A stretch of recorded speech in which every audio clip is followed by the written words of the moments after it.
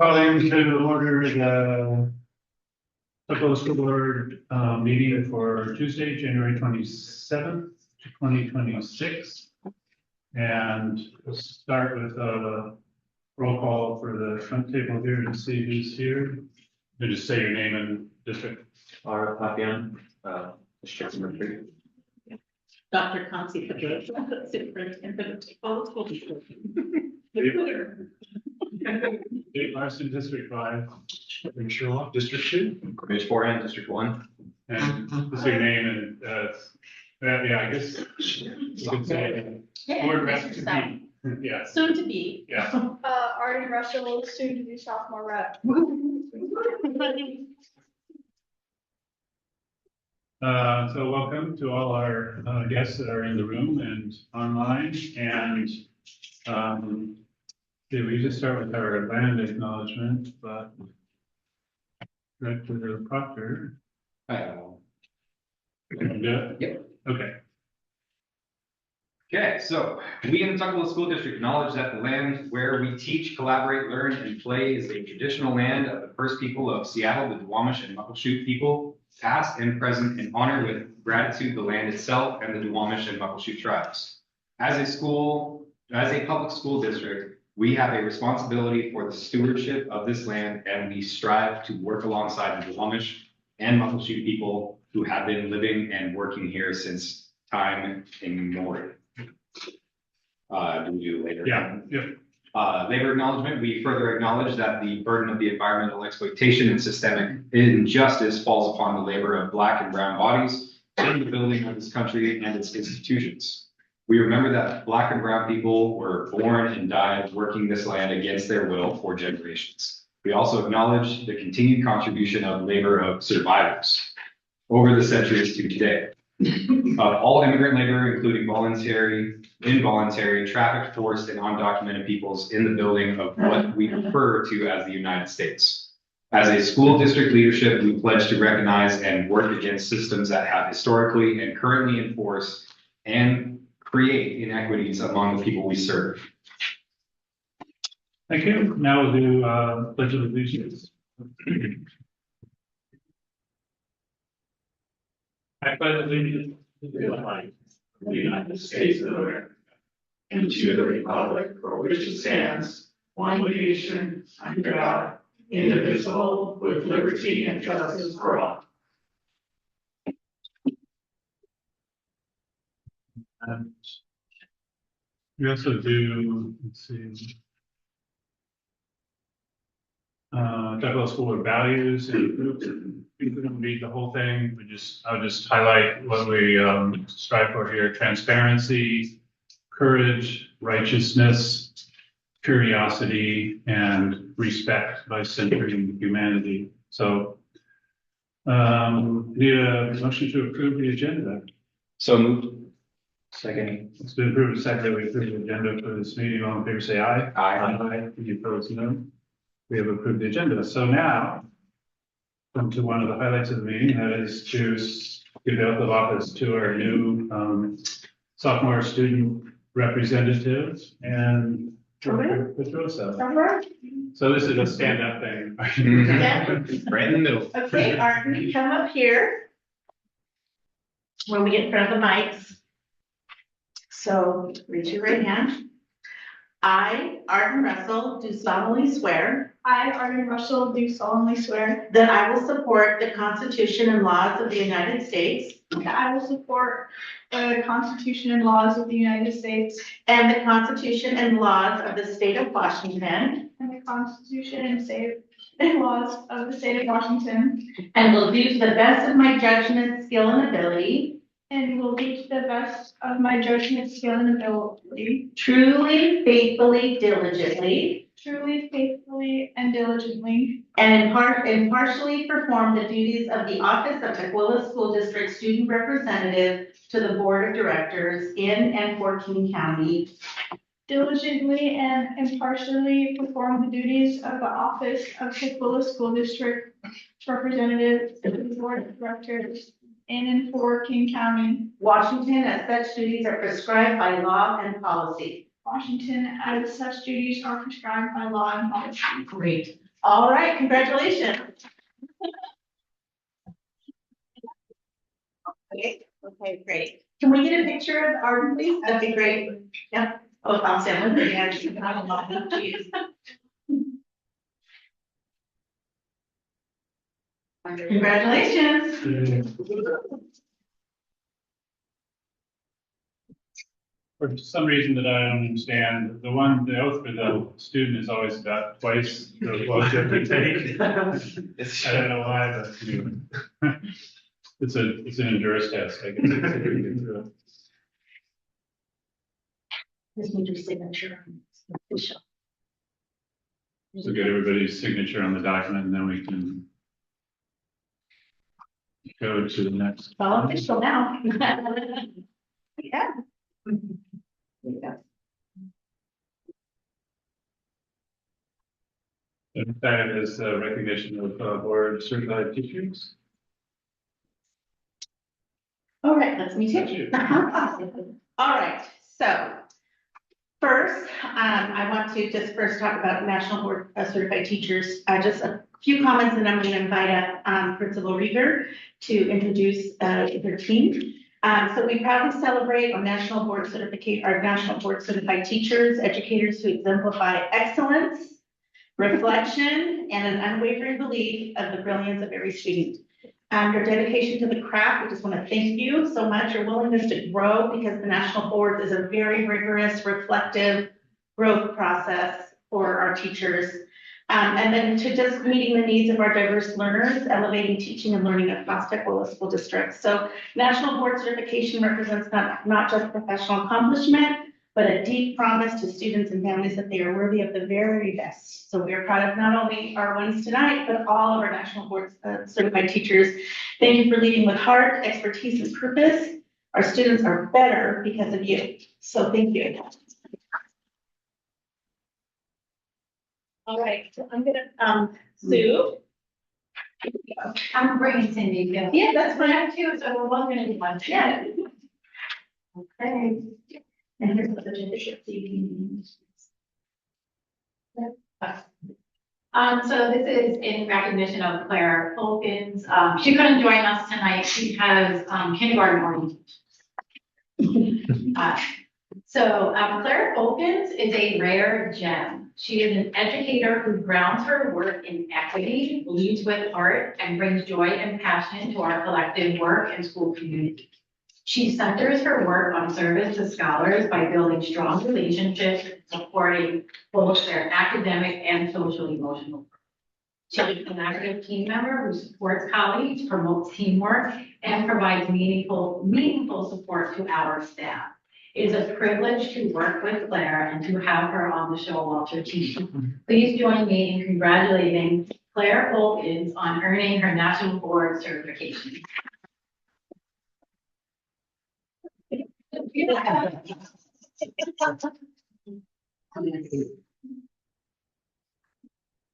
have her come out? Yeah.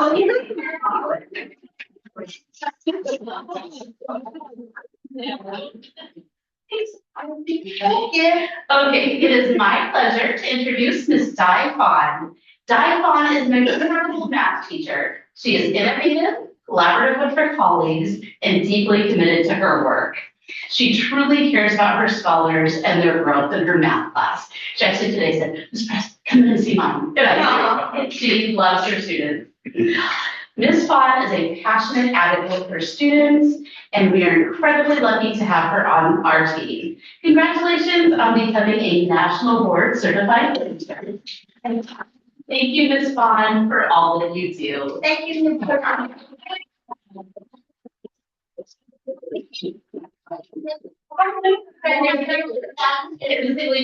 This on her picture you. Thank you. Can you stand next to her, Sue? We can all read it together. Great, I got it. I'll send it to you. Oh, thank you. Yeah, my good side. All right. Mars. I have to do it 3 times. Congratulations.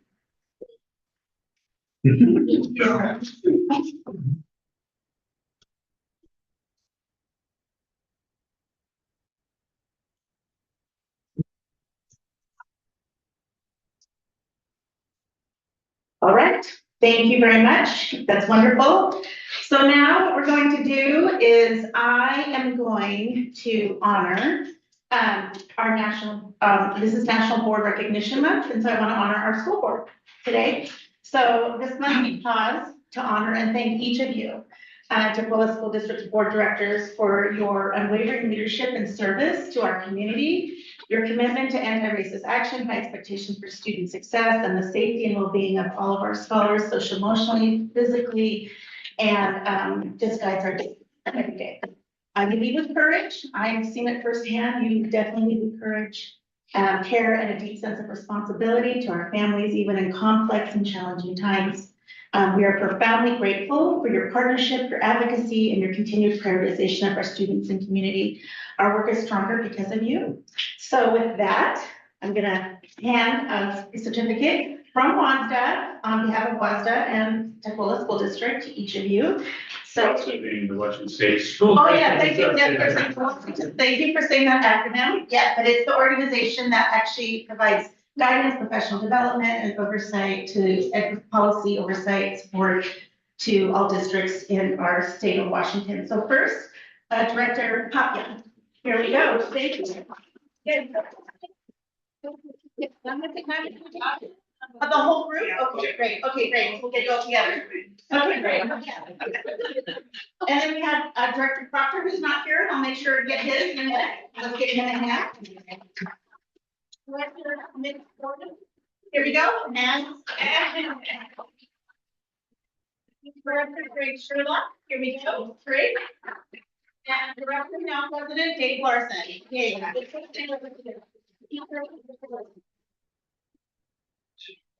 Should we do it right here? Yeah. Yeah, right here. Okay. Let's get right here, right in front. Yeah. We're so new, kid. I think her. Should I go? Yeah. I'm gonna stand, I guess I get to, I'm a short one. I think it's a short one. A little bit adjust. Oh, wait. Here we go.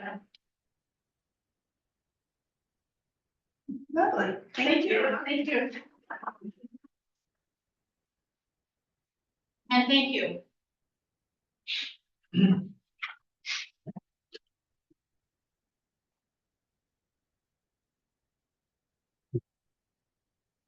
Okay, so now we go to the public comment.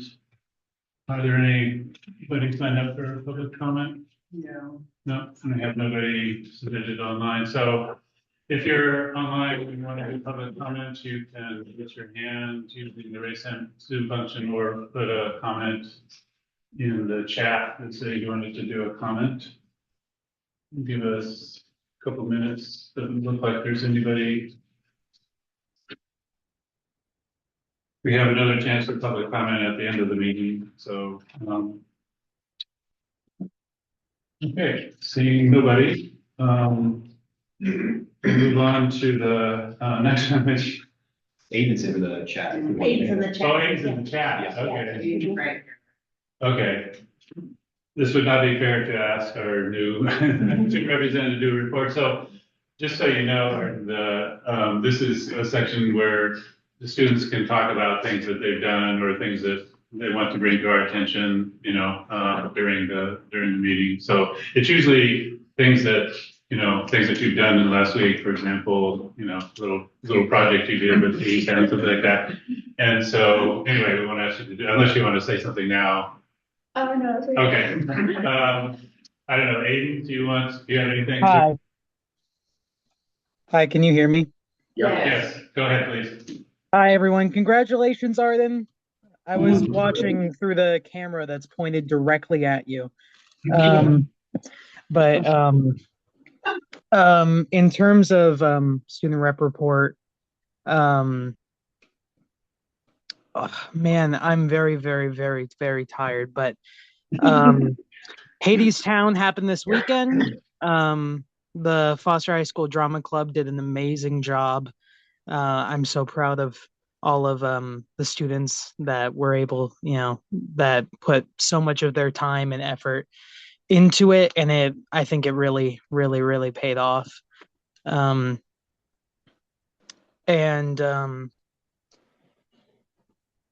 Uh, this Thursday, we're going to be heading down to Olympia, but that hasn't happened yet, so I can't report on it. And my sick brain can't really think of much else. But yeah, things are good. Hadestown was good. The Yes, it end. was. Hey, thanks for keeping your germs at home, Aiden, and hope you get well soon. Thank We'll you. look forward to you being better by Thursday, we hope, so that'll be great. Superintendent's report. Hi, a lot of speaking tonight. Hopefully I can keep it brief, but there's some things to share with everybody. First, I'll just piggyback on what Aiden said. I want to express first a major bravo to Mr. Aaron Baldoff, who is the choir teacher and drama club advisory, and for the amazing performance. And I will say 2 of our student directors, scholars, Arden, you were amazing, as you were Aiden. Aiden, every time I watch you perform, I'm like, you should be an actor, but I'm also glad you want to be a lawyer. Like, it's like a split. Like, you're so good. You are really good. Anyway, so you guys did amazing work behind the scenes, in front. It was just incredible. It was just a great performance. I was in awe of the sets. It was professional. And it was clear that there was a great commitment, because I know you guys have been working on this for months, right? And so just to be on stage and then just to see everything behind the scenes, again, bravo to everybody. Just related to some district news, we just want to have a heartfelt appreciation for Mr. Sean Yu Cow. We have to say something. He is retiring as from Tukwila School District this month. He has served as our Director of Technology Services for many years. He's one of those really quiet leaders that just, you know he's there because everything's working. Like, systems are working, safety and security in our computer systems are working. That's how you know he's around. So he's that quiet person, but he gets stuff done. And we are just so honored to have had your service in Tukwila School District for so many years. But I also want to express gratitude to Mr. Lenny Woods, who will be serving as our new Director of Technology Services. He was under Mr. Sean Yu for years, working alongside him, supporting him. He started already in the middle of this month, but he'll be taking over more fully when Sean Yu leaves. And he brings hands-on experience from lots of systems across K-12 and other industries. And so we just sent an announcement today to announce his promotion in our system. And we are really confident that his professional expertise and his hands-on experience will be a big asset to Tukwila School District from now into the future. I just hope you can all join me in welcoming Mr. Lenny Woods to this critical leadership position. Yep. We're excited for this transition. Just as Aiden shared, and Director Larson can share more, but a group of us are headed to Olympia on Thursday. It's our educator day. It's the day we get to spend time with our state legislators. We're going to be talking all things budget, all things finance, all things priority for Tukwila School District.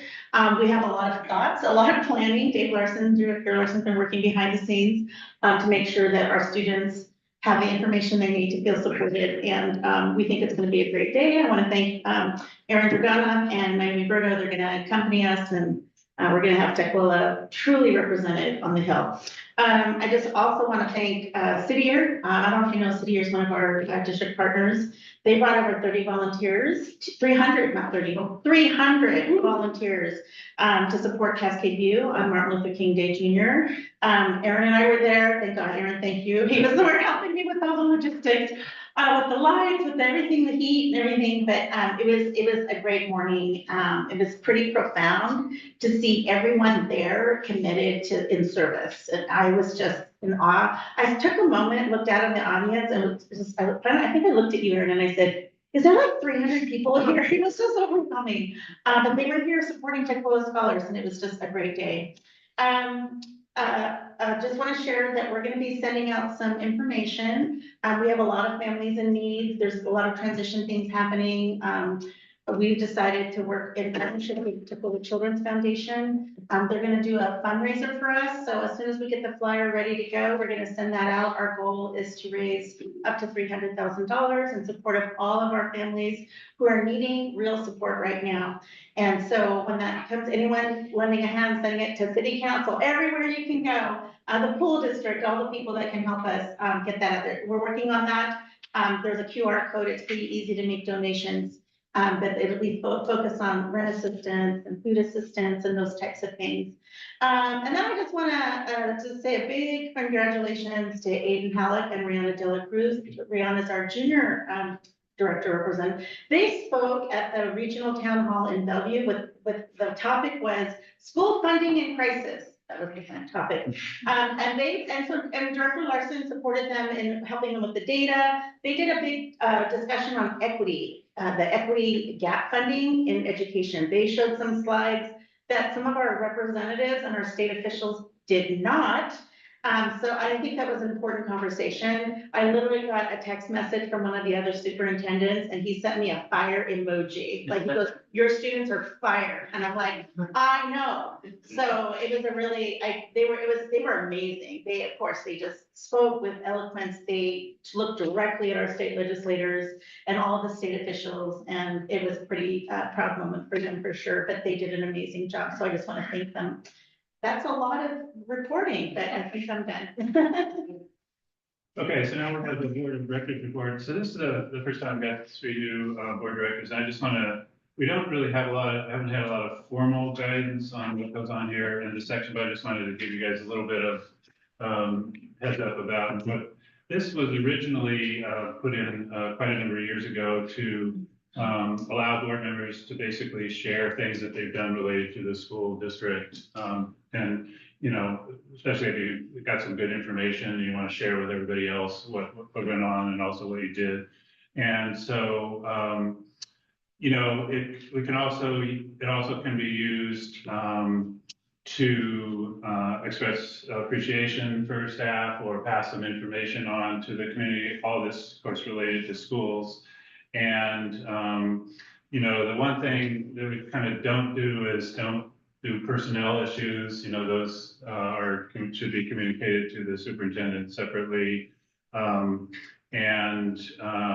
If there's something that you want to bring up that's kind of related to one of the other agenda items, it's probably just as good to wait till the agenda item comes up, and because then you can, you know, fold it into the discussion that's going on with that. So, anyway, that's kind of the guidance, and it's as in most of these kinds of things, it's perfectly, if you don't have a report and you don't want to say, it's perfectly okay to say no report. That happens a lot too. So anyway, I don't think we ever wrote down any of those guidelines, but just to give you an idea of what the purpose of this. So thank you. I don't know, Director Fabian, you want to start?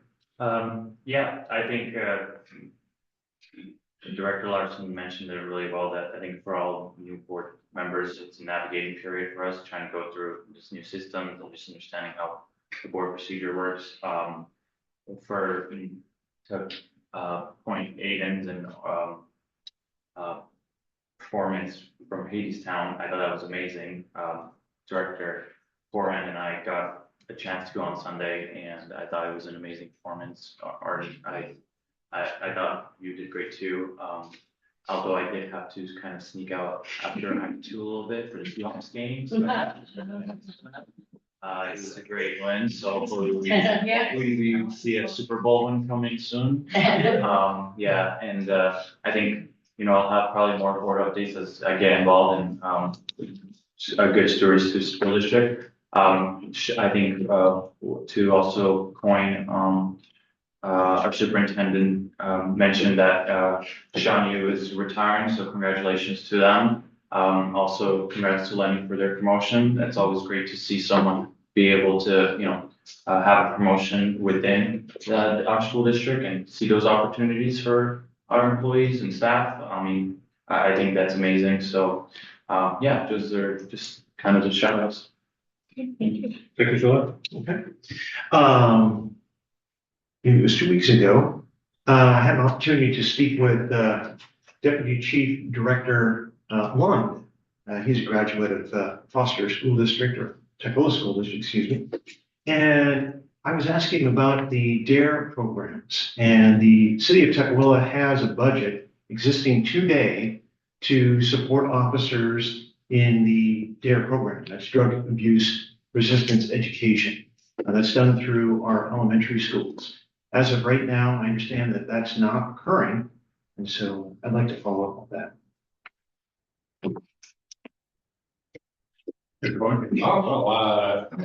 I currently am working with Dr. Pedrosa in terms of getting it into a community outreach. The more outreach that we have, the more voices that we have that is actually backing us, the better we'll be in the long run. So if you guys start seeing things online of, hey, we're doing coffee here, we're just kind of figuring out the logistics of that. Otherwise, same thing as Ara was saying, thank you for that. We have some amazing people that are advancing and retiring, and we also have some amazing students that put on one heck of a play. And again, sorry about leaving earlier. Other than that, thank you all for being here. Okay, yeah, I'll talk about just a brief bit about the town hall that Dr. Pedrosa mentioned. There was about 400 people. It was up at Newport High School in Bellevue, and there was like 10 school districts, mostly from the east side of the lake. We were the only district from the south end that was represented, which is why we were talking about equity. But it was, yeah, our students, Aiden and Rihanna did a great job of presenting. There were probably the most important crowd. There were 12 legislators there, including also Trish Reichel, who's the superintendent of public instruction, and because they needed to hear that. And I know that so they had a Q&A session at the end with the legislators, and one of the legislators that I was actually kind of targeting is Roger Goodman, he's a representative from up in the Redmond area, and he oversees a lot of the criminal justice work that the state does. And so I kind of slipped something into the presentation as we did, talking about the school to prison pipeline, because I know he would pick up on that. And he made a pretty bold statement. He said he would be committed, not so much this session because they're having trouble with their budgets and so forth, but the next session he would be a full-blown commitment to getting education equity and education funding. So I felt that was a pretty good win on that one. Yeah, Hagerstown, I went, and it's such a timely show. It's interesting that 3 Seattle schools, high schools, did it last spring, and the biggest high school in Spokane did it in November. So it's a really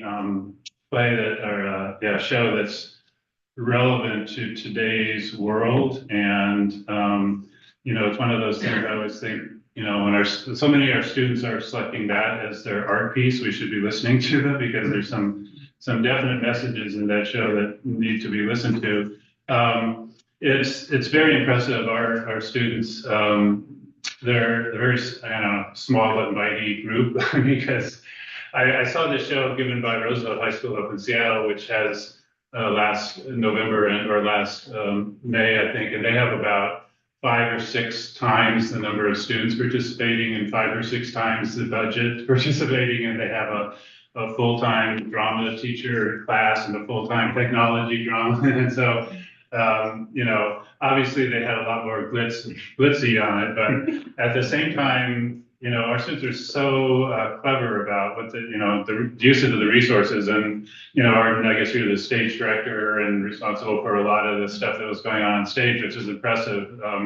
The sets, there was a major shift in the sets in the middle of the show, which was great. We also got some really good contributions from one of our AT Productions, which is a local company that does, production of shows and everything. And they gave us a really good discount on some lighting, which was pretty amazing. And the clouds and everything, the whole stage presence was really, above and beyond anything I've seen before. And I was really impressed with the costumes also. I don't know if I saw somewhere in the that maybe one of the freshmen was leading the it was a couple of freshmen, Yeah. but also just the actor themselves were doing their own, yeah. So anyway, that was again pretty impressive. The whole show was pretty impressive from start to finish. And just so people know, they're doing another one, not this show, but 12 Angry Men, which will be at the end of April. Quick turnaround. Apparently, Aiden says people have figured out how to learn their lines really quickly. This is a long show. This is two and a 15-hour show, so there's lots of lines to memorize, and everybody was right on with their lines, at least as far as I could tell. So hope everybody can show up in the end of April as well. Let's see. I did attend the WASDA, which is the Washington State School Directors Association Legislative Conference. Every year, just before the legislature starts, they have a program that they bring in people to talk. And this year, they always this is a collection of the legislative conference, a collection of 3 of the state organizations, educational organization. One's the school directors, the other superintendents, and the other is the business directors, business office. And they kind of select 3 key things to go ask for in the legislature during the year for this session. And this year, it came back with material supplies and operating costs, which is one that's all the costs associated with districts, insurance, and fuel costs, and all the supply stuff, which have been massively underfunded for years. So they're kind of working on that. The other one is the one that we've talked about is they slapped some sales tax on services which didn't used to exist, which school districts are impacted heavily by that, by the fact that we contract out for services, a lot for special education services and so forth. And so that's another cost that they just kind of slapped on us. There's a lot of movement to get rid of that, and we'll see how that goes. And then the other one is no new, what we call unfunded mandates. The legislature is very frequently will add these laws that don't cost the state anything, but they cost school districts things, which are called unfunded mandates. And the latest count, the number of bills that have been introduced this year that have unfunded mandates in them are about 20 plus. The school district or the legislature kind of does that every year, and we kind of fight against it every year. So I did also, just to kind of finish up on a couple things, I wanted to recognize just our staff and appreciation for our staff. We're going through some really difficult times now because of what the federal government is doing, because the state is underfunding us, short time. The absences in our school district for staff are going kind of through the roof, doubled in the last 4 years. So, on top of all the usual things in life that our staff has to go through with health issues and so forth, by putting on the stress from the state government and underfunding, and putting on the stress from the federal government of, lack of consistent funding, and also the ICE raise and so forth. We just add a lot of stress to the whole education system. And just want to, appreciation to our administrative staff for keeping it all together. It's not easy when there's so many absences every day to try and keep the system running. And so y'all have kept the system running, and the teachers for hanging in with all the classes as well. So I just wanted to kind of recognize the extreme kind of stress that our system is under, and yet school is running every day. And also, obviously our students and our families are under a lot of stress as well. I wanted to just kind of refer back to a resolution that the school board passed back in the beginning of the year. And it's resolution 957. You can look it up on our website if you want. But one of the therefores at the end of the resolution is Tukwila School District will work alongside its union partners and immigration advocates to provide training and support for student staff and their families on immigration rights, understanding various legal statuses, and the overall health and well-being of those affected. And just want to let people know that Dr. Choza and the staff have been doing that for quite some time now, and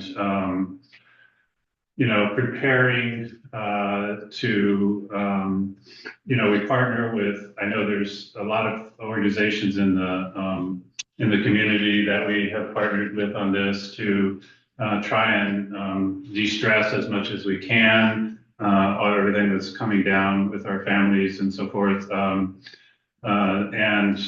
kind of identify a variety of organizations. And Dr. Josie may have others, but One America is a group that we've worked with for many years with our immigrant students and families, and have advocated for various things.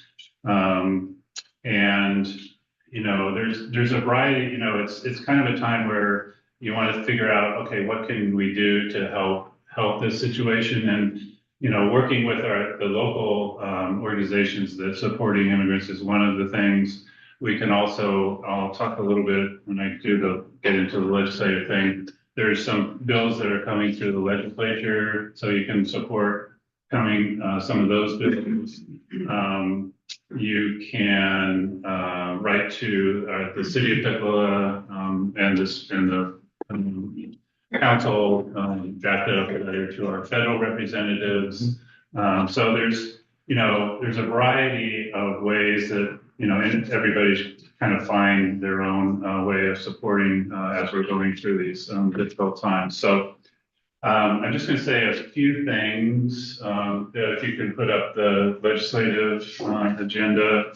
So what I do as a legislative rep, I put up, this is the attachment for the legislative report. And this is a link to a variety of the bills that I'm kind of keeping track of. And each bill, you can link to it. So if there's a bill that you're interested in, you just go into this document, click on the bill number, and it'll take you over to the bill site that describes all the details of it. And also, you can, if you want to testify, there's a variety of ways that you can go down to Olympia and testify. You can do it remotely. You can just sign in with some written testimony. You can just sign in to support, and all that's available to you by clicking on the link. So if there's bills that you see of interest, you can just click on it, find out the details of it, and then provide your take on it. I'm not going to talk about them all. I guess the last let's see, the first one is the transportation safety net dollars. So excess costs for transportation of homeless students. This is one that it's interesting. We have, one of the highest degree of students experiencing homelessness in the area, and for some, yet we haven't been able to get the safety net dollars, and it's because, as I understand it, when the legislature passes the law, they hand it off to an agency to do the details of it. And in this case, it was the OSPI, which is the Superintendent of Public Instruction. And the way they've done the details, apparently they've kind of managed to put in some thresholds or something to exclude just smaller districts like ours, even though we have a high percentage of students experiencing homelessness. So I'm going to be kind of looking into that side of it. It's in theory, it should be a bill that we should get some money from, but there's two sides. It's taken me years to kind of figure out all these twists and turns. Just because something's in a bill doesn't mean you're actually going to get it because of the machinations that go on.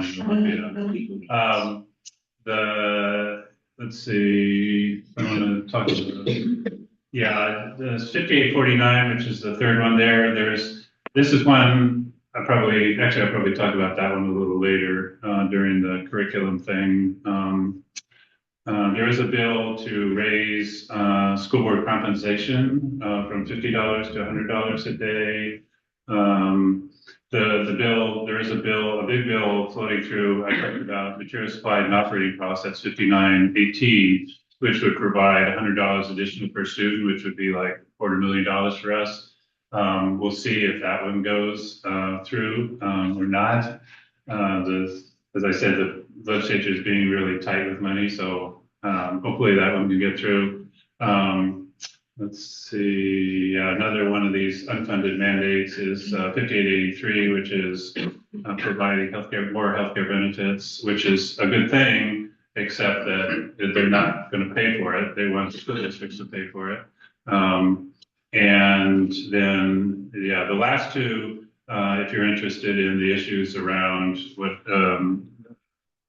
ICE is doing and so forth, there's a bill to prohibit use of masks by law enforcement and require warrant or a court order for immigration enforcement officers to enter a school or other public places. So anyway, those are things going on. If if there's a bill that you hear about that you want me to put on the list, just let me know what it is and I can put on, and then we'll track that. So I think that's my report and the legislative report. So now move to the consent agenda. So I need a motion. Just before that, Yeah. Brianna had a report that I Oh. sent to me. Can I read it? Sure, yeah, okay. This is from Brianna De La Cruz. She's the junior rep. She wrote, so I'm representing her. She's unable to attend tonight, since the last board meeting that she did attend. I was able to come and watch the Hadestown play, which I want to congratulate Eden and Arda for participating in. It was an amazing play, and I could tell how hard everyone worked on it. I also spoke at the town hall with Aiden at Newport High School in December regarding money distribution within King County school districts. I've been very busy with school since the new year started, but I've also been in contact with Naomi Berto for the superintendent student advisory board and the other student representatives from the WASDA conference. They've been connecting. Unfortunately, I won't be able to attend this meeting due to a conflict in scheduling with my work, but I will be going to Olympia with everyone this Thursday, and my birthday was yesterday. So I'll see everyone soon. Thank you. We did wish her, Aiden and I did wish her happy birthday. Okay, so I need a motion to approve the consent agenda. Motion. Second. Second, so moving a second to approve the consent agenda. All in favor, say aye. Aye. Any opposed? No. Consent agenda is approved. Let's see, so now we have the board business, which this is a kind of a running document that we keep about things that are going on in the district, or that are board related issues. And I guess the only one that I wanted to, so we had our retreat, it was last Saturday, I guess. Yes. And there was a couple of items that came out of that, and I think, yeah, you may have picked those up, but we talked about the superintendent evaluation, and so we need some kind of, I guess, 3 meetings at least scheduled throughout the year to, the first meeting is to fill out the superintendent evaluation criteria for this, the new, we're moving to a new evaluation system that we've got the structure, we just need to fill in the criteria. Dr. Rosa's taking the first draft at it, we need to fill that. So we need to somewhere, and that'll be a public meeting. And so we can do whenever we can squeeze it in. And then after that, in probably August, September-ish, we'll need one meeting, and this is the executive session for the school board to actually do the evaluation against the criteria, and then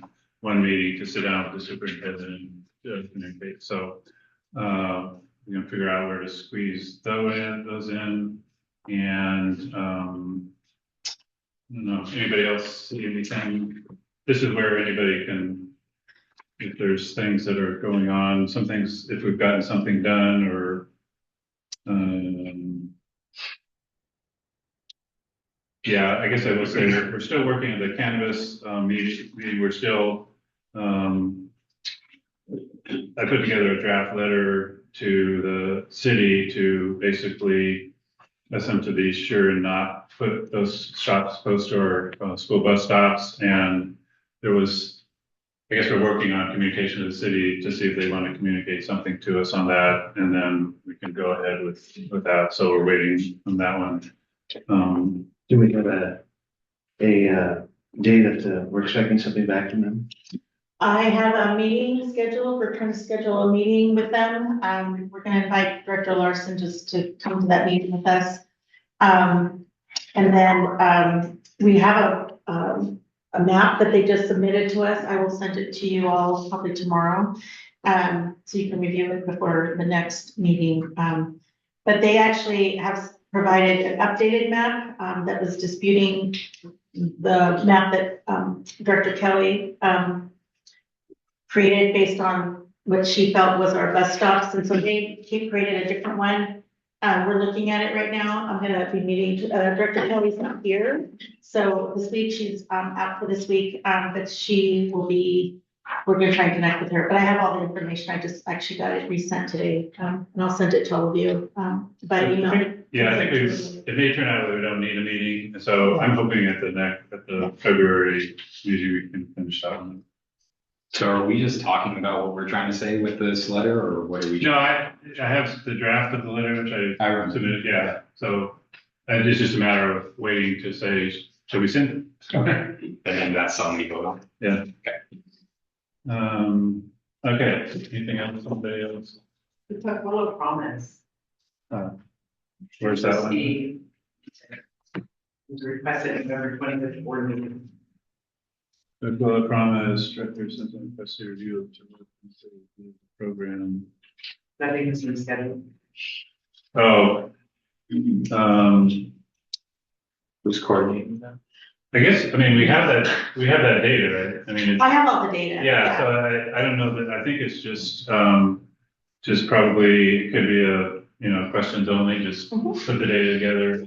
Because we've presented it actually, I think we presented it way out in the previous, when we met with our legislators, before the new board came in. Yeah. So, yeah, why don't we just, We can give an update to everybody. I yeah, was at the meeting with Steve Berkeley. Yeah. About months ago. yeah, I guess some of you, probably most of you maybe were there, so, I don't, is there any? I can get an update from, Right. yeah, we're meeting with, I'll just give a quick update really quickly on that. We are actually working on an expansion to South Seattle College. Because our students have shown an interest in that. So we're starting that work right now. We've already have a commitment from South Seattle. And the reason why South Seattle's expansion, and Highline College has been aware of this from the beginning last year, because we had to lift it up so quickly. We focused on Highline because that was where our partnership was already established. We've already, out of all of the students that applied last year, we had about 87 students apply. My understanding is 67 students between fall and winter actually are attending. That's huge. When you think about that, that's more of a quarter of our entire graduation population. So I can get updated statistics from them, but that was what we heard in December. We're meeting with South Seattle to do that expansion so students can choose, because South Seattle has a more robust vocational options, which is what students want. This was something that Mayor McLeod and I discussed even last year, wanting to make sure that happened this year. So we're doing all of it. It's partnership with Highline will be South Seattle. City, of course, Tukwila. The other good news is that the expenditures, even though they're set aside, it hasn't used the total amount. So there's actually carryover, which I think is also good news for the city of Tukwila, because they also are watching their bottom line as well. So it hasn't cost the city the amount that they were expecting, that they planned for. So I think that's also key information. We can provide that as well. So I'll talk to Riley about coming up with a mid-year report, whether he wants to do it in person or not, but it's been a great thing. If you compare 67 students compared to the previous year when we didn't have it, we only had 17 of our scholars went. So I think that's a huge, significant difference. It's more than triple the number, and it means that it's something that our students want. In fact, I had several 11th graders last year said, I'm going to sign up next year, so we'll see what happens. And so we're really excited how it's moving. We have a really good communication stream. And we've already informed the high school counselors about South Seattle, so they're aware. It's just a matter of us getting all the, if you can envision something, but you guys all know, especially some of you who do project management, it's a whole other thing to implement, especially when everybody has other jobs. Like being a principal, I don't know, or a superintendent. But it's actually a passion project. It's something we're really committed to. So, but it's a lot of work. So we're trying to make sure, and Riley's been really helpful in making sure all the little pieces don't get dropped and all the connections happen. So he's been a great asset to that. So you just want to have Riley put some. Yeah, we'll have him put together a report. I'll ask him if he wants to do a presentation or report, but Okay. we'll submit something next month. Okay, Thank you. okay, if there's nothing else, we'll move on to pool update. Dr. Pedrosa? Yeah. The full update? Yeah. I don't know, there's nothing there, so. Well, there's nothing there because, Nothing there? well, yeah, because after the vote that occurred last month, we actually have our first meeting with the full group. I think they had a big major election. They actually have new president, new leader, new board members. So I think we've been sort of late in trying to figure out what next steps are. We have a meeting scheduled this week. Amy and I actually are always part of a quarterly meeting with the pool board and the executive directors. So we'll be meeting with them and we'll find out from them where we are. But we haven't heard from them since the vote. Okay. Mhm. Okay, so moving into questions only presentations, so we kind of go through these, and if you have any questions other, than have been asked on the submitted previously, or you want more clarification on something that was submitted previously, you can chime in. So anything on the financial forecast document? Okay, about the monthly financial statement document? I guess my just quick, but you don't need to necessarily, yeah. Okay. The invested dollars it kind of disappeared from the report. You said it's moved into the ASB funds. Correct. So Amy Fleming, CFO. So yes, as guidance in the school accounting manual said that we needed to move it over into the ASB. So it's sitting in the ASB. We just don't report it because it's not part of the general fund anymore. So I wonder maybe I can add it to the monthly grant report. yeah, and just indicate that it's ASB. Yeah, that'd be great because it's one of those. So for those folks that don't know, InvestEd is a local community group that provides funds to support students, student needs for various things, and so just like to keep track of how much it is, and so we can express appreciation to them and watch how it's going on. So that'd be great. Okay, so that's monthly financial. Okay, curriculum. Thank you, CFO. Curriculum update.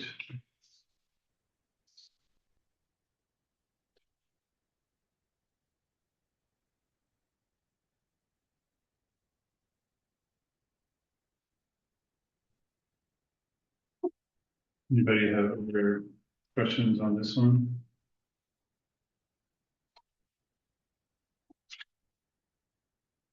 So I'm curious about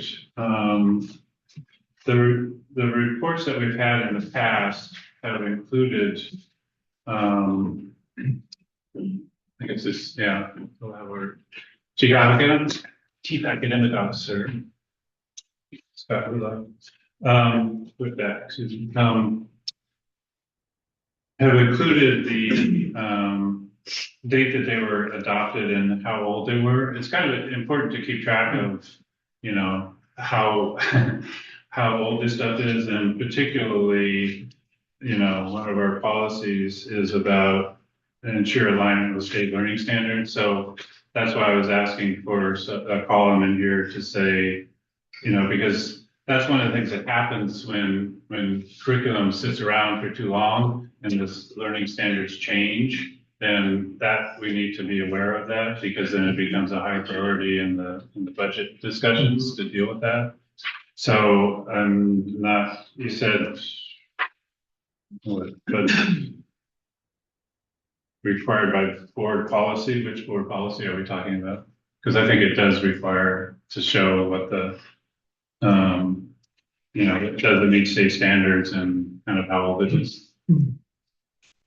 Well, as I went through that, I did see that the documents I was able to find and that I inherited from my predecessor, Scott Whitbeck, Chief of Schools and Academics, EM.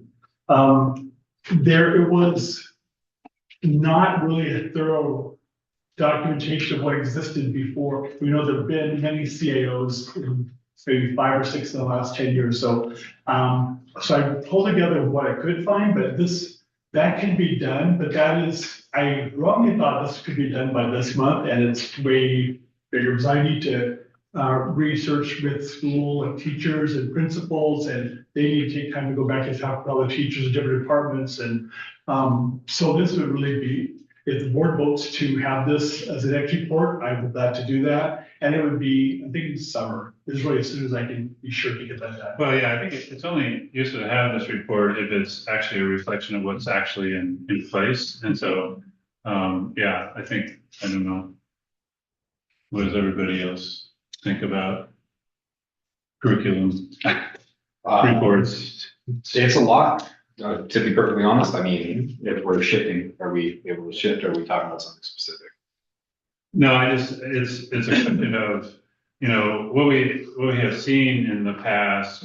I would check, we don't get these reports on a yearly basis, but, it's just kind of more like, what is the content? So we're talking elementary, middle, high school, what's the subject matter? And then, when was it adopted? And, when do we think it's going to be up for review? And I think it's important to understand if it's meeting the current standards. I mean, I'm just looking for that kind of high level. Do we have a good curriculum base in place? And because it informs the budget discussion. So we know, I think everybody knows that our English ELA curriculum is out of date. It's using things that have been discredited in terms of, and so that was obviously a high priority to replace, but there may be other ones that are hidden. So that's, if it's going to take longer to kind of, and also, it doesn't do much good to present stuff that's not in use. We need to see what's actually in use. And so if it takes longer to do that, fine, but that's, I don't know what you guys think in terms of. I think that's a flashpoint subject, and I agree with what you're saying. I think we do need to take a look at those elements. Yeah, agreed. I know that we discussed, or in the questionnaire form, we were talking about shrinking down the columns into specific topics. So if it's something out of date and it's not something that we really need that information on, I agree with that. One thing I was curious about was, and I'll make sure to submit this next time so we have some more time to prepare, but the pilot adoption process is needed with the social studies and the library. What's going on? Let's see. I referred to some of the It's information listed here. Yeah, 8 and 9 was it's mostly in the social studies area. One is listed as library and media K through 12. And then the other one was listed as social studies grades K through 5. The pilot adoption process is needed when funding and staff bandwidth allow. I completely understand that, but I was curious if there was more information on specifics in these subjects, because one line is social studies. I think part of that refers to what Director Larson had said too. Social studies is one of the areas that hasn't been reviewed and piloted and adopted for quite a while, probably based on finances available. So it is, as Dr. Pedrosa and I looked ahead with Curriculum Council to see what are the next highest priorities based on funding we have available, that would be one that would pop up pretty high on the list. Yeah, definitely. Yeah, that's a curious here that there's the social emotional learning, you have ruler, but at middle school, well, it's that's okay. K5 is ruler and then the middle school is going a different direction. Yeah, as of this year, they haven't had ruler until this school year, and this school year they switched to character strong. And they both address the same intention as materials that help students build strength and resilience to handle the stresses of life. So it'd just be nice to have an accurate reflection of what's actually out in the field as opposed to. And I noticed, math expressions is on here, which we don't use anymore. I think I submitted an update on that too, so we did swap that out since it is iReady for K5. And there's the other discussion was around, I believe it's a state requirement to have time and memorial. Yeah. Yes, And so he said, well, we don't have it, but. but we have been looking into that and talking with a person who actually was one of the creators of the program at the OSPL level. So just so others, time and memorial, this is the curriculum around Native American. Since time immemorial. history, Yeah. Time of it is, time Yeah, and memorial, that's yeah. time immemorial. Anyway. I will just say it actually is being done in some of our classrooms. We're trying to make sure it's done in all of our classrooms because it's state law. And the state has posted curriculum that they developed, so the good thing is teachers don't have to create something from scratch, some good materials that are there. What we want to do is like Director Larson said, we want to spell it out so we know who's doing what grade, and then make sure that we have the roll up of the correct grades that are required to be, where it's required to be taught. Yeah, the other one that's, I think, as is will be coming, is, financial literacy. Yes. Which, I'd like to know, that's another one that's gonna be presumably sprinkled among a lot of different, so it's not like I mean, there are state standards for it, but we need to know, okay, it's for K5, it's in this curriculum, for, middle school, it's in this curriculum, whatever it is. Right. So that we make sure that because that one, it hasn't been as stated as a graduation requirement yet, but the legislature keeps coming back year after year after year, which tells me sooner or later, that's like the state treasurer is pushing hard on that this Yes. year. And so, anyway, I just want to, make sure that we're getting, I saw in the walkthrough and the instructional rounds up at Foster, I saw some elements of it in some classes, but we need to be fairly intentional about what it is, and so we can kind of prove it to them when it becomes that. I can add, speaking with Principal Rieger at Showalter Middle School, she and her team are already working on where that will appear at like each of the grade levels in middle school. And they've already planning specific activities for each grade and when they'll occur. So they will cover the scope of the key curriculum for financial math. So so you said summer, so can we kind of come back to this after it's been kind of redone and? I realized I overestimated how quickly I could create this from December. I don't know why I said January. So I'm trying to be realistic and say it's going to be summer. But by then it would be, what truly is the most update would be there. Okay. Yeah, it's a question for readability issues. Is there any way, I hate adding charts. I really don't, because then it becomes busy, but is there any way to get like the rows numbered?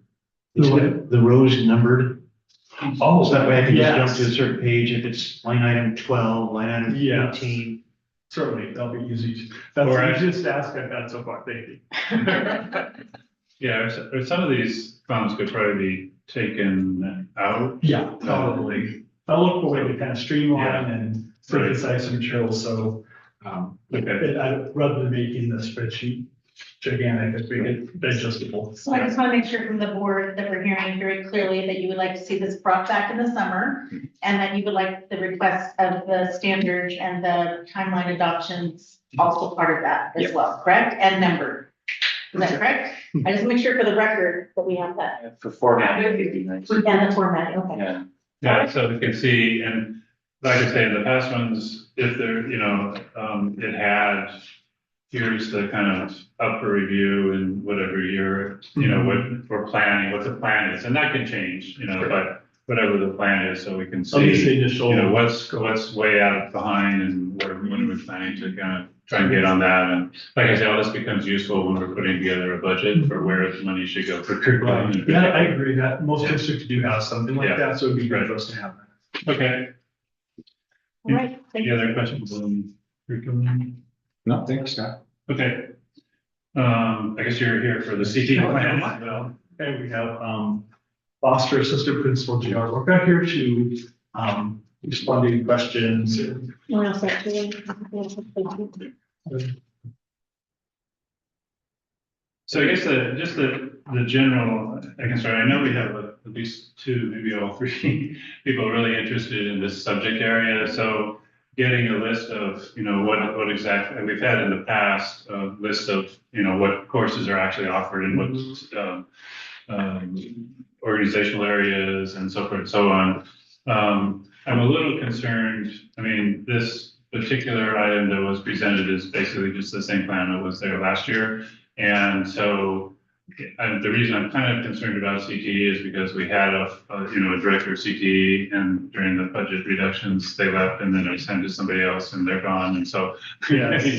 I've been through a period where CTE was, neglected for quite a number of years, and then it kind of, developed life, and became really active for a number of years. And now I'm concerned that it's starting to maybe drift away, which is why I think it would be really helpful to have the list of what courses are currently, being offered, and, how many students, and kind of what the path. There's a lot of different aspects to CTE. There's CTE dual credit, which is, Yes. so for those of you, that's the one where they can get college credit for taking a CTE class in high school, which is really advantageous for students who are on that particular path. So, just having some of those measures so we can see how vibrant the program is.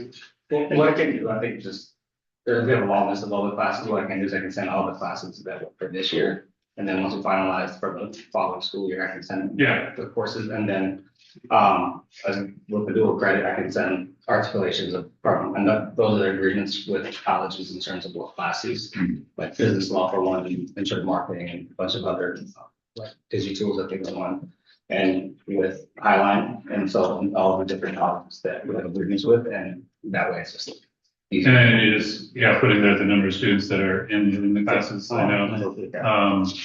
And I know there's more, Mr. Quachas, there's a lot to do stuff in here about the education CTE, but there's a bunch of other CTE programs that I know are going on, and it'd be nice to see what's going on in those classes or those things as well, and which ones are growing, which ones may be shrinking, that kind of stuff.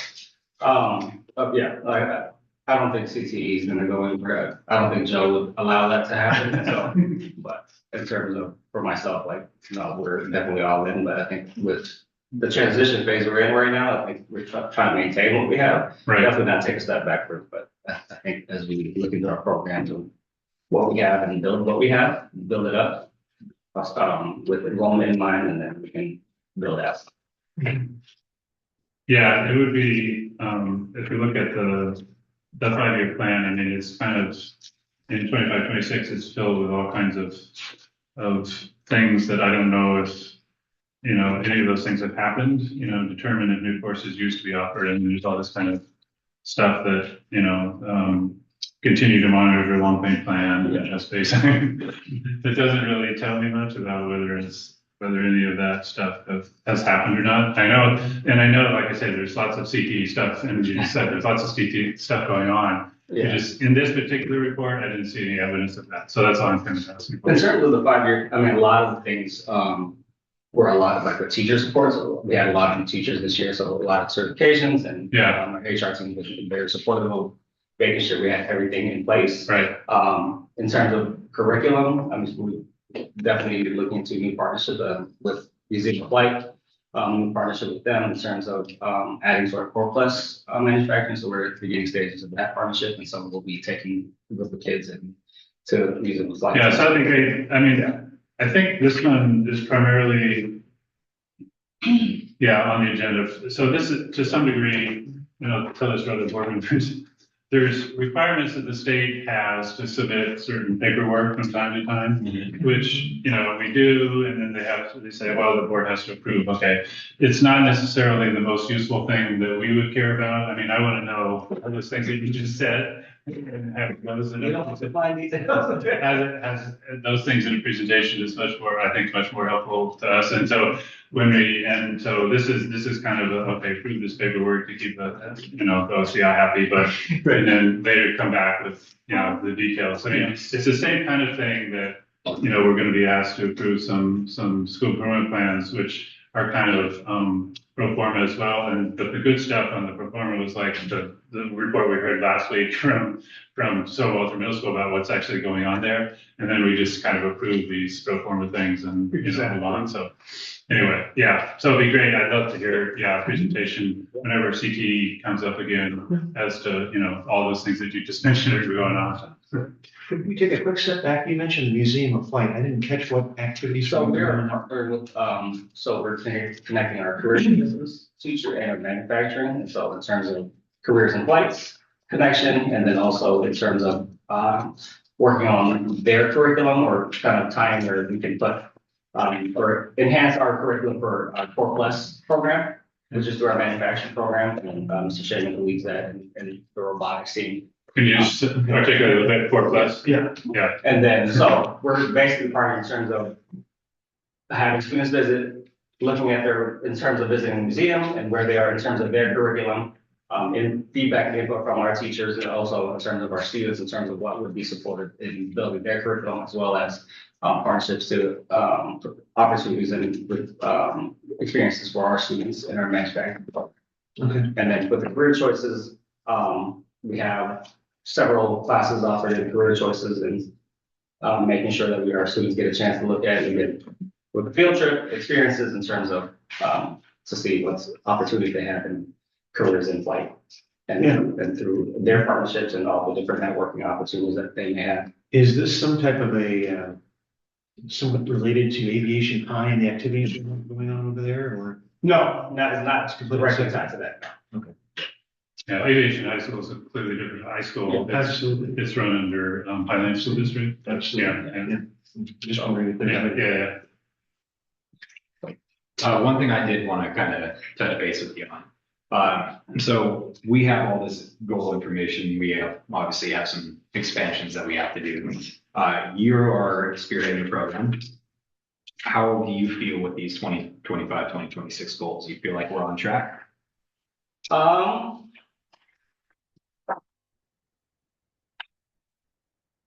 would say, I mean, we're not necessarily on track with a lot of, in terms of where I would like to be in terms of what courses we're offering, but I think in terms of where budget enrollment and just even staffing, it's one of the times where we need to have tempered urgency in that way. And just it's not necessarily where we would like to be in terms of there's other classes that I think we want to offer as a next level. Yeah, I mean, I'm going to say in terms of biotech, it's a class that we have intro to biotech, but not necessarily the advanced version. And there's so many things that go into it, but there's other classes that we want to be able to offer an advanced course, but we have to keep making sure that we keep enrollment in mind, but and how that impacts the larger school operations.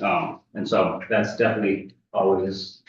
It's always on the upward trend. Yeah, and so I guess let me narrow my question. Since you do have a lot of the information of what's going on the ground from 2024 to 2025, now 25, 26, do you feel like that upward trend is continuing, or is there any way that we can support as a board in terms of what can be improved?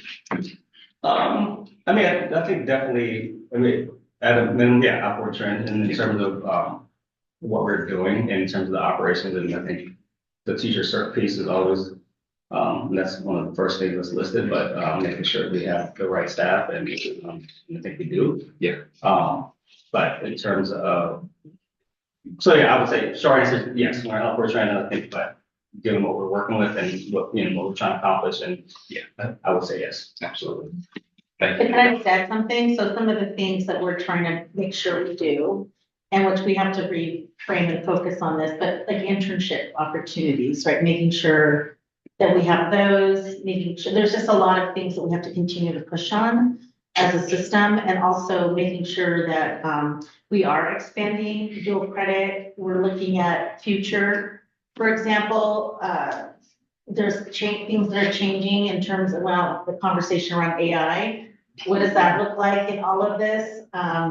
Also making sure that our students are getting the certification opportunity. There's just a lot of things that we have to continue to, we have to be honest about it. It's been like, this has been a maintenance year. I'm just gonna be honest. I'm just saying, it's just a maintenance year.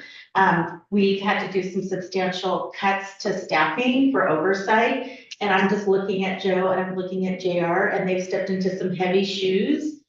And so we have to keep pushing on, these are our goals.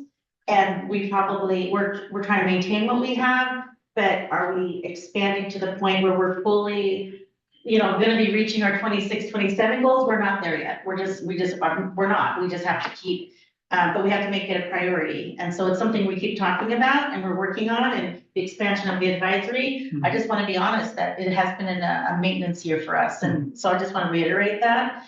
I don't want to make excuses.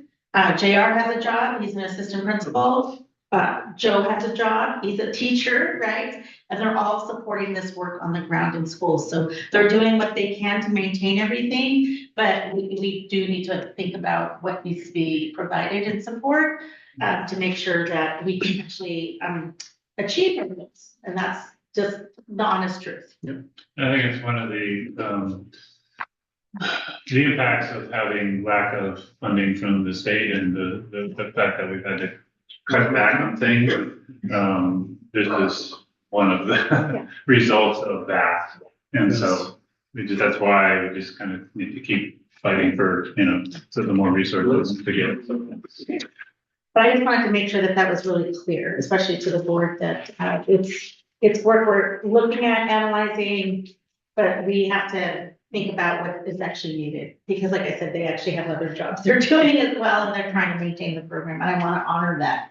You guys have stepped into some tough shoes, and you also are doing the best that you can. So I just want to honor you guys in that. And it's a lot of work, I know. Thank you for your dedication to our scholars. And like I said, this is more of a, how can we support, what can we do as a team type of deal. Thank you. Okay. Thank you. Okay, that's the questions on that. So I'm going to move into, so we talked about a couple of meetings ago, I start out as president, and so we'll go for a couple meetings and then we can kind of shift on that. So what I'd like to do is proceed to, I will at the end of this meeting, resign as president, and then Director Horan would resign as vice president, and then we'll go through the process of organizing and selecting a new president and a new vice president. So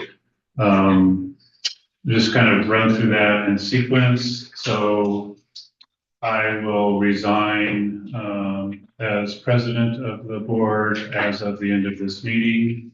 And I will resign as VP at the end of this meeting. And Director Horan resigns as vice president. So now I'm going to open the nominations for president of the board. Would like to nominate Mitch Horan, director, as the president. So we have a nomination for Director Horan as president. I would like to nominate. Oh, wait a minute. We need to do one at a time. Okay.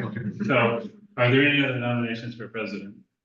Okay. If not, then we do a poll to say, Director Baban, do you vote yes for Director Horan? Yes. I vote yes. Director Shaw? No. And Director Horan? Aye.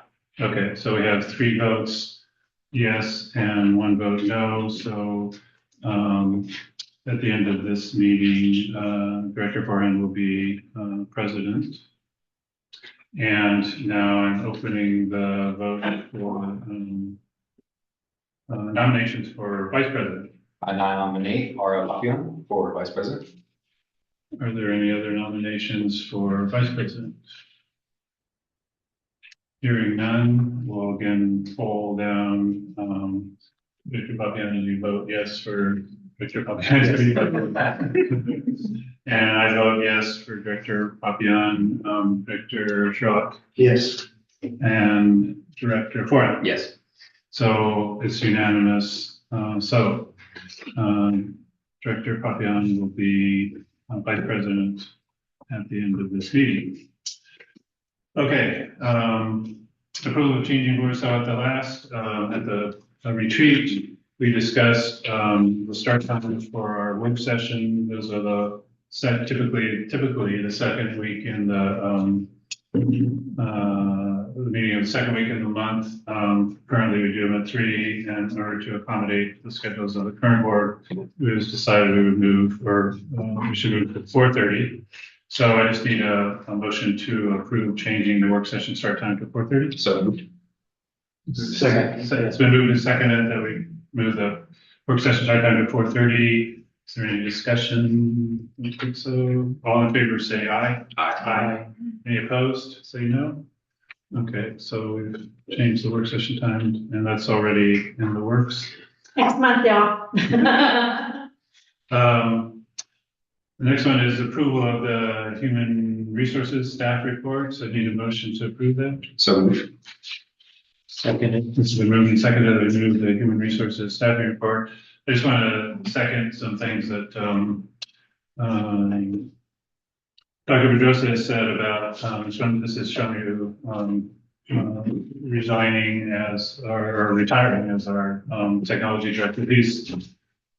What I say about IT is kind of like transportation. If you don't notice them, then they're doing a great job. And so we only notice them if something goes horribly wrong. And Shanu's done a great job for many years. There's a lot of complications, and I won't go into all of them, but to keep that running and make sure the money's coming in and it's spent on keeping our infrastructure in place is a challenge. And I'm happy to see that, his second lieutenant or his first assistant is taking over, because that'll make the transition a whole lot easier, because he knows all the things that are to keep the things running well. So, okay, all in favor, say aye. Aye. Aye. Any opposed, say no. Okay, human resources is approved. Approval of school improvement plans, kind of a motion to approve. So Seconded. It's been moved and seconded to approve the school improvement plans. So, just I don't know if there's any discussion or further questions. I think there were questions in the thing. Just to let people know, this is one of those things that we kind of do as a pro forma situation to keep the state. These are state documents. As I mentioned, the information that comes to us is much better done when we get the school reports. Like last week, we had the report from Charlotte Middle School about, go in depth about what's going on at the school. This particular item here is more about keeping OSBI happy. And, I once asked some people down there, do you really read all these things that get sent down to you? And the answer was mostly not. But anyway, we have to do this too. It's in the law, so we have to do it. But you're welcome. If there are any other questions, you're welcome to ask them.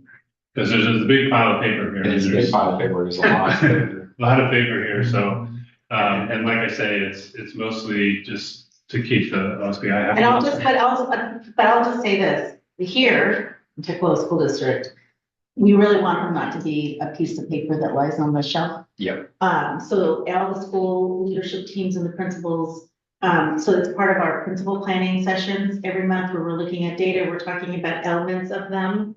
The principals have leadership teams. Those leadership teams sit together and they plan together and they look at their data and they make decisions and shifts around those plans. That happens in the summer and the fall. They do it again mid-year and end of year. So I just want to share that we really we are working hard to make sure these are not, that these are living, breathing documents, and that they're gonna shift and change as we learn about our students, as our students come to us, because sometimes we get them in the middle of the year and we have to make shifts. That happened to us a lot my first year here. And so these, and they're also they're aligned to our strategic plan. So that's the other piece that's important as well. And then all our district initiatives in teaching and learning are aligned to that as well. So there is alignment here, but even though it was academy, check that off.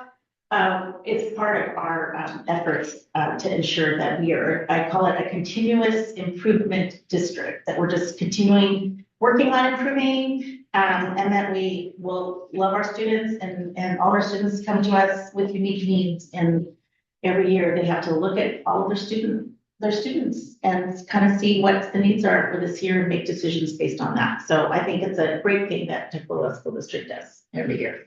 So, yeah, I didn't mean to say that it was not, it was what's important about this is the process that they went through to develop it, not necessarily the format that is presented here to us. Yeah. The format that's presented to us is much more useful from, when we go school by school and go through that.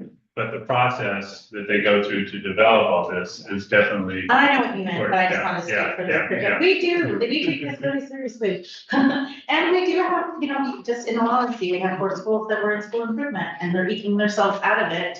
And we honor that hard work too. I think it's just important that we talk about the process.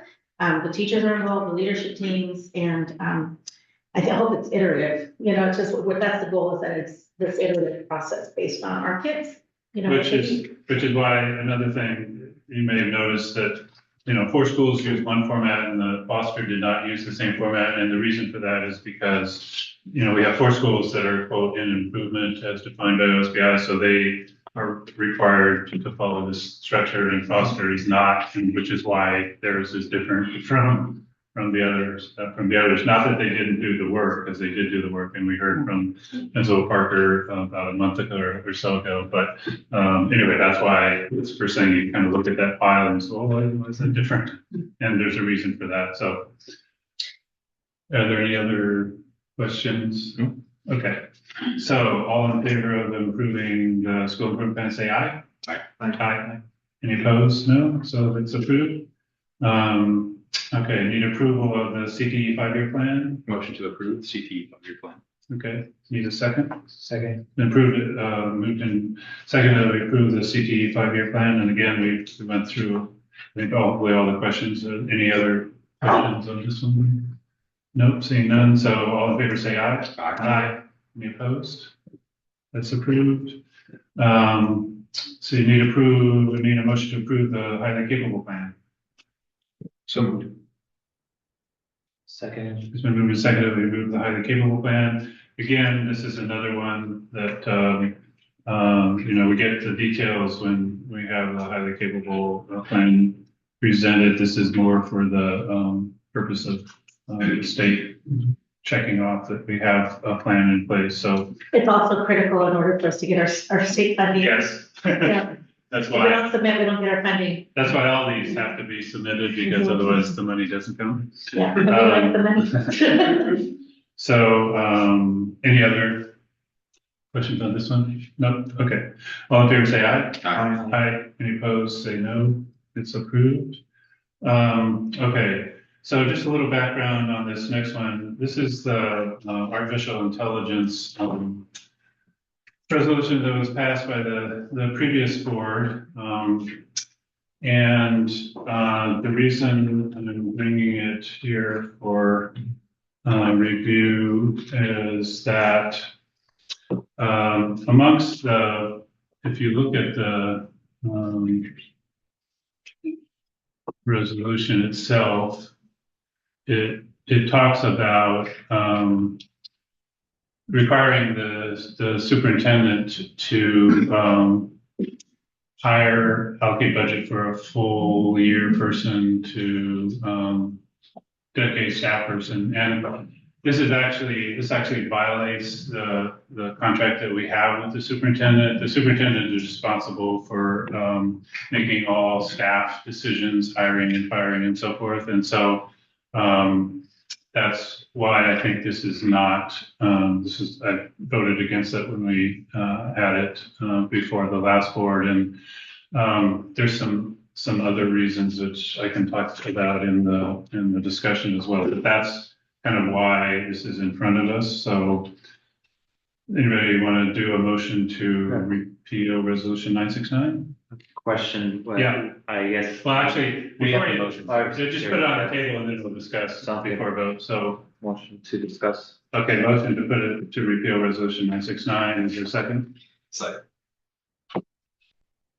Second, okay, so it's been moved and seconded that we repeal resolution 969, okay, now, discussion. Essentially, the resolution is to, have the wording changed based on what we have here. Is that my understanding? Like, we're just changing. This would just repeal the whole thing. Oh, okay. I think the other, Give some history yeah, about some, just the AI thing. Yeah, Okay, yeah. so I just want to give some history, Yeah. just for some context. When AI came on board, as we all know, the board asked about, well, teachers were asking about guidance, right? Guidance. OSPI has been working for a long time, for the last 3, 4, 5 years, actually, on really supporting, school districts on AI guidance. We created a team, small team, to kind of do some research. So our digital TOSA, our technology TOSA, Farron Hayes, decided to take the lead. And we've had various staff members assisting along the way. So Naomi Berto's assisted, we've had various, Aaron, and everyone has assisted. So what happened was, we created guidance, for the district based on the guidance from OSPI to support our teachers. Because we want to make sure teachers were able to provide some access, but we also wanted to make sure that we only used approved AI tools because we want to make sure we don't have security breaches. I don't know if you're aware of that, and I don't know if it's related to this, but Highline had a huge security breach where their entire technology system shut down for 3 months last year. Entirely, it was like crazy. And so we actually have pretty strong security reinforcements on our end. We do monthly checks on those pieces. But so we have to make sure, we're trying to make sure that don't just say like it's a free for all, but we're very careful in choosing which tools we can bring in. They get tested, they're reviewed by security. So we created guidance and just procedural guidance, and it's on our website. So if you want to take a look, it's on our website to provide guidance for. And so then what happened was, this year, we were asked in the fall that that we come up with an AI policy. And we did. So the team spent months working on an AI policy. It was decided, though, however, that we actually use a current policy because what we felt very strongly and what other people recommend is because AI is changing so much that it's not, you shouldn't just have a standalone policy. It's changing so much, but we do have a digital literacy policy that incorporates a lot of tools. I mean, we have a strong digital literacy policy. So the team decided to include AI within our larger framework and just a digital literacy policy. That's how we want our students to safely, with integrity and understanding the trusting sources, all of those components around in the internet, technology, AI, all of that in general. So we decided to incorporate on our responsibility for digital literacy. We developed the policy, and then somewhere along the middle, it was decided by some folks from the board that they actually wanted to just pause everything. And so that's where this resolution came. I just wanted to give the context of what's happened on the district from the board side and the school district side regarding this. We have been, so one thing I want to stress to the board is we are being very conservative. We're not, we don't have the money to just hire, I'll just be honest, an AI person. I don't have the funds to do that. I'd rather focus on educators, just saying that. Like, I think education, I was just asked that question. Dr. Pedroza, I was asked this question on a national talk. Who would you put in front, your best MLO teacher or AI? I said, oh my God, my best teachers, of course, like, hello. So, but we do accept it's a tool, and we have to help our scholars be responsible in using tools. And that means we want to support our teachers in that educator mind frame. So this came out of that. So there was a decision to pause everything we need to pause. And so that's what came out of that. So they wanted to pause, get hiring. Basically, they want the board to have direct approval of anything AI moving forward. But I think, honestly, we have a very newly adapted policy. I would love to get that in front of you to look at, because I think that'll solve some of this questions here in terms of what do we want, because I think the guarantee is people are worried about students, and they're worried about students' usage, and they're worried about social motion. I mean, there's a lot of things that are worried, which I think we're all worried about, but Tukwila School District is being very conservative, and we're trying to take an approach and be thoughtful and really rely on the state to leverage their expertise as well to help us along the way. No, Having said that. I'll just add, I think this policy, any policy is getting ahead of it. We really had never even had a presentation about what was going on in the district around AI. And, you know, I know from working with Darren for a long time that he's very diligent in keeping track of all things technology and working on it. So to pass, you know, a sweeping thing like this before we've even heard from the staff about, you know, what's going on, I think is premature. If, you know, in the future, after we've heard what's going on and we want to do something, obviously it's inappropriate to say, you know, tell the superintendent to be hiring people, but short of that, if there's some other guidance or something, documents, we could consider that. But I think it's, you know, this is premature to do this. So I don't know, but did you were starting down a path. You wanted to ask a question? I recall the board meeting, the discussion of having a clause of this AI policy. So for me, I felt like much of what was being put out here just didn't resonate with maybe what I was thinking as far as, you know, having us, the board, kind of be the deciding factor of how people should use AI. I mean, are other school districts really enforcing, or, you know, even the wording where it said, hire a dedicated staff member kind of responsible to be researching or evaluating, you know, supporting and development of youth-centered approach. That's very, I don't think any other school district is really involved in doing that, and or even national level. I don't know, but even in higher ed, that's a first to me. So I would be fine as far as if you want. If you know, I think Dr. Pedroza mentioned that our current technology policy already has good guardrails that support what this was meant to do, which is, I think, mostly to protect our students and scholars, and just be able to make sure that they're using it appropriately. I think that should suffice. But I would say I would be happy to vote to repeal it, but happy to hear what others would think. I was going to say quickly, I've spent time on our company I work for, AI board for sales.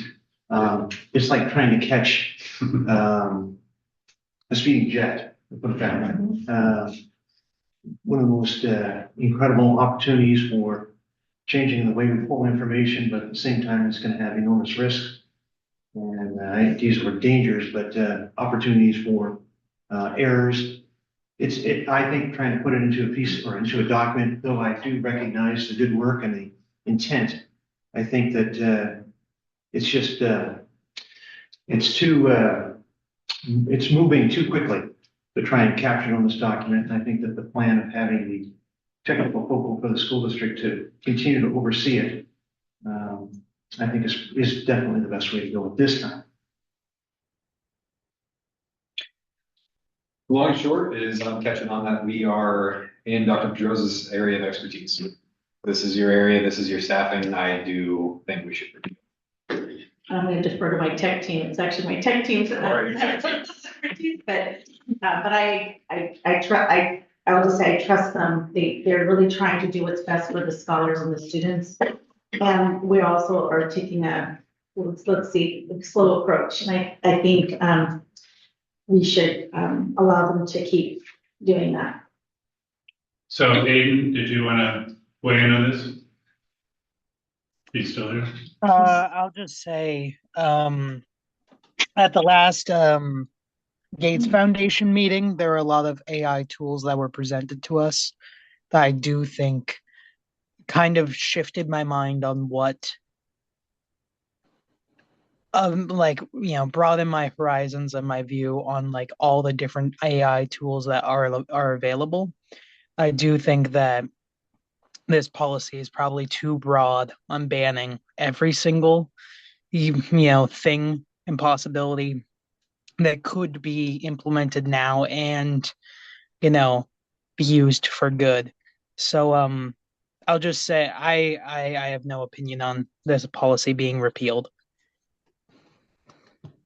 I don't know, Art, I don't want to put you on the spot, but you weren't here when this happened. Do you have any thoughts on? We like to, one of the things, the way this works, only the elected board members get to vote, but we like to hear from students. You'll hear in other boards, people have student advisory votes, so it's kind of like, ask the student opinion before the final vote takes place. But I don't know, did you have any? Well, I tend to be very against AI, especially open AI used for just everyone to use. But I do know there are tools that aren't just for everyone that are used that don't actually work very well. So I think there are certain things, like I saw at the Gates Foundation, there are tools that do seem helpful that are reliable, but I don't think I know enough about it. That's fine. Yeah, we're all learning about AI tools for sure. And I'm reading a book by Sal Khan, who did a lot of work in AI learning tools. Conmigo is one of his tools, and yeah, there's lots of good stuff can be done, but we do need to keep an eye on making sure it doesn't go over into the bad side. But I think, as people have said, a policy document is not probably the way place to do that. We need to kind of go with them. I know I know for a fact, because I've worked with them for a long time, is that we have good staff to do that. Okay, so we've all in favor of repealing, say aye. Aye. Aye. Any opposed, say no. So that resolution is repealed, and we'll come back and hear some more about AI. Need a motion to approve the out-of-state field trip, so for the cheer team? So moved. Seconded. It's been moved and seconded, that we approve the out-of-state. So this is, All ASB. all anything that goes out of state has to come before the board. And so, this is being funding out of the ASB, so it's not out of the general fund. The students have decided this is, and we've had a really good cheer team last several years. And so, I can recommend, but yeah. I'd just like to ask a question. Sure. Are these funds also available if the need came up for band trips, choir trips, other types of drama activities, things of that nature, or is this specific to? Including CFO, so the student body raises funds specific to their needs. So in this particular situation, every summer, I know one of the big fundraising activities that they undergo is they sell fireworks at a stand in the general vicinity, not usually in Tukwila, because I know that Tukwila has pretty strict rules about fireworks. But they make quite a bit of money in their fundraising efforts. And so then that goes to the cheer program, because that's how it is, I guess, advertised to the general public when they're purchasing those fireworks. I would say that the cheer coach has done an excellent job too of obtaining some donations. But she also underwent a cheer competition at the high school. And if you know anything about cheer, and if you ever have an opportunity to go watch one of those competitions, they're actually pretty phenomenal. And so if you are able to host a cheer competition, you can make quite a bit of money off of that, because you're charging for people to going to watch those competitions. And so it's a pretty big moneymaker. And so that's how that piece works. In other instances, we had a basketball team. They also had a fundraising event. They went to Las Vegas over the winter break and played in a basketball tournament. So these opportunities do come up. If there is a band competition, that would also come to you if it's an out of state. A lot of times they'll go to events that are in state. So there might be a competition over in Yakima or in Spokane that they will often attend. So those are different types of activities that take place. It also has to be approved by the student body council. So it's not something that just automatically happens. It goes to the student body council and they also vote on this to say yes or no on these activities. They look at the funding, make sure that there's funding in their accounts. They don't just say yes. They just want to make sure that there's ample funding available. So that's a little bit how ASB works. Director Plumbing, thanks for the education. Yeah. Appreciate it. Thanks. You can probably stay there since you're the next one. So all in favor, say aye. Aye. Any opposed? No. So that's approved. So these next two items are related to the education that we got a couple meetings ago. The bond people. They're here. I think we went through fairly extensively all those, but we'll start by putting them on the table and then you can ask any questions. So I need a motion to approve resolution 970. Motion or second. Second. Been moved and seconded that we move state bond guarantee. Are there any questions, further questions, discussion? Okay. Oh, wait a minute. Yeah. We just had also asked something in the meeting about fees. Is that further down the road? Or was that part of this discussion here? Or- It I didn't will see be, anything about it'll that. be a little bit further down the road. So, what happens is we will take all the information from both the bond council and, as you recall from the last meeting, Piper Jaffe was present. He helped present, on the bond refunding. And so we'll have all those estimated costs, that we can provide for you all. Again, these are costs that will not come out of the general fund. They're paid for out of the debt service fund as a part of these costs, and the refinancing. Yeah, so there are three kind of costs involved in this. There's the bond underwriter, which we heard the bond council, which I guess is and then there's the rating agencies if we want to get our rating redone. So, and yeah, you're right, we asked for all those things, which we won't know until the act has actually been executed, which is the next resolution. So, yeah, so we'll get those. And so anyway, so any other questions on the state? So the state bond guarantee is just latching on to the guarantee backing our bonds from the state. We do know this fee is $100. Okay. So the state will guarantee the refunding bond issue, Okay. which provides their credit rating, which I think the yeah.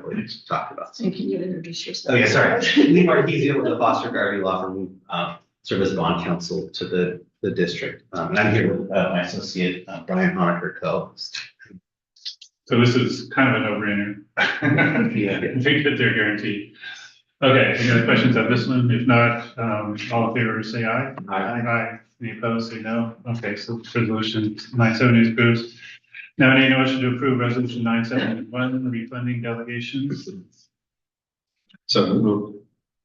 So moved and seconded that we move resolution 971. Any questions on this one? So, yeah, just to, and when we actually get this executed, we ask for, to put the final cost for, and also I think it would be good for us as a district to publicize to the taxpayers what the final numbers are. We had some quote conservative numbers and hopefully maybe we could get a little more for them. And so anyway, that's just the ask and will happen after the thing has been executed. So Thank you for that breakdown. pardon me? I said thank you for that breakdown. Okay. Any other questions? Okay, all in favor say aye. Aye. Aye. Any opposed, say no. Thank That's you. resolution 970 is approved. Thank you very much. See you soon. So last update for public comments. Are there any folks online either use their raise hand function in Zoom or type the word comment into the chat? And a couple more minutes, nobody in the house. Oh, okay. Mr. Camacho. Three things. It's about what I was doing wrong. Hey, thank you, Joe Camacho, resident of Tukwila and CT teacher, career and tech ed teacher at Foster High School. Just want to make I want to make a formal invitation for our career and tech ed advisory committee meeting. It's our second meeting of the year, coming up this Thursday, January 29th, from 6 until 7 p.m. We have a couple things on the agenda, including creating something or developing an idea. How are we going to tell people about our CTE program? What we're looking at are examples in surrounding districts and seeing how robust some of their CTE programs are and seeing how they're sharing that with the public. So we'll be kind of brainstorming that in that category. We're also going to be looking at the career, the pathways, looking at the programs that we offer right now at Foster High School and kind of seeing where our advisory committee members can fit in, like what program area do they fit in, so we can offer some more support directly to those program areas. Finally, the last thing we're going to do is talk about connecting our students to opportunities. We have 2 guest speakers that are coming. One's a group that Dr. Pedroza actually connected us with, Ignite, talking about field trips and other experiences for our students in science. So looking forward to having any of you all join. If there are more than 3 board members who want to go, I think they have to. It has to be a public meeting announcement with 24 hours notice. So we'll have to give 24-hour notice if there's more than 3 board members who want to attend. Does that include Zoom? And it's, yep, great. That includes if we join Zoom, right? Okay.